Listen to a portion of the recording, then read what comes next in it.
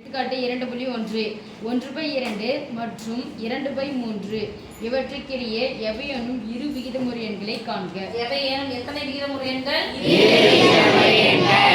சின்ன கிளாஸ்ல இத படிச்சீங்கன்னா அது பேரு பின்னவெண். இது ஒரு பின்னவெண், இது ஒரு பின்னவெண். தொகுதி பை பகுதி, தொகுதி பை பகுதி. கிளாஸ் வர இது பேரு விகிதமுறு எண்.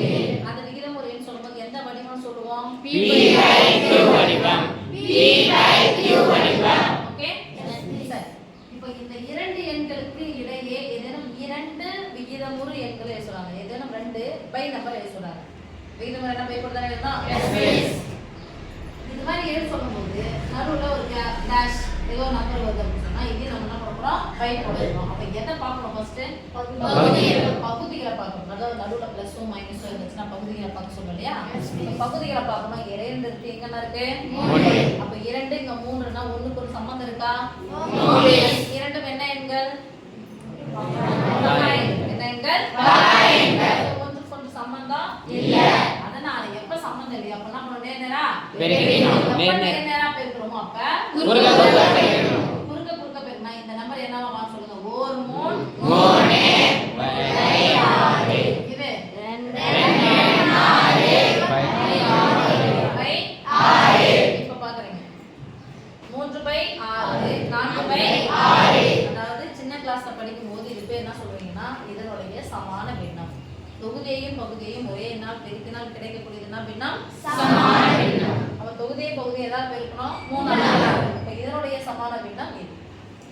நீங்க 3/6 அடுத்த நம்பர் என்ன வந்துச்சு? 4/6 அடுத்த நம்பரே வந்துச்சு. அதனால என்ன பண்றோம்? மறுபடியும் இதனுடைய சமான பின்னத்துக்கு போறோம்.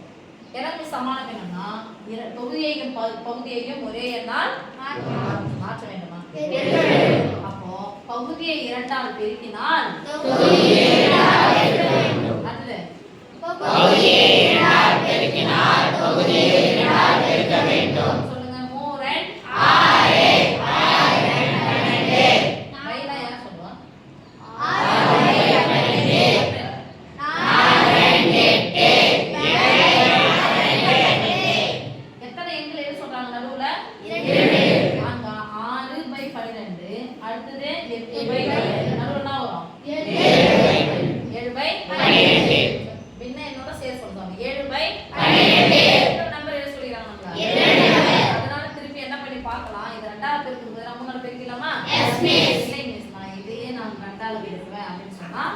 அது உங்க விருப்பம். பெருக்கலாம், தப்பு கிடையாது. நான் என்ன பண்றேன்?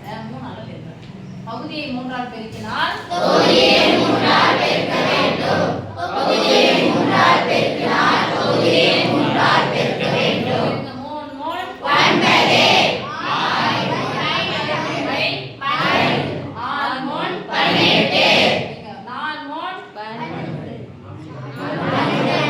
என்ன அப்படி இருக்கீங்க? 4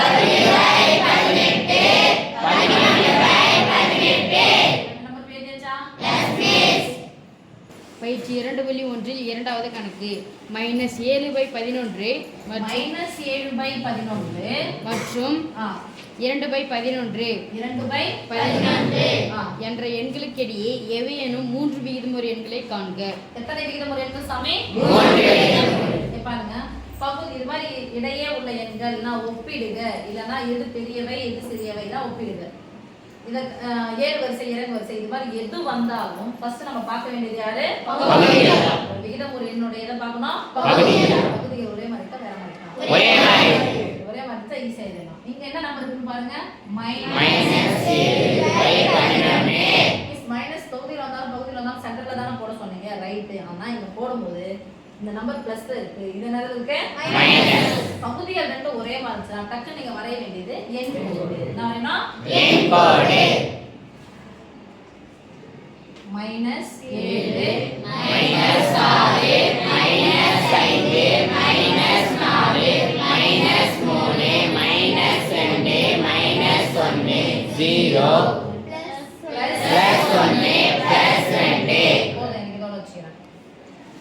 பகுதிகளை எண்கள் எப்படி இருக்கிறோம் சமமா இருக்கு. ஒரே மாதிரி இருக்கு. அப்ப என்ன பண்ணலாம் இது ஓரின -7க்கும் இந்த ரெண்டுக்கும் நடுவுல எத்தனை நம்பர் இருக்கு பாருங்க. அதாவது இது முழு எண்கள், இதுக்குள்ளே நிறைய நம்பர் இருக்கு. எத்தனை எண்கள் இருக்கு இருக்குல்ல? எழுதலாமா? பை என்னன்னா போட போறோம்? சொல்ல மாட்டேன். 12 இப்போ -7/11 கமா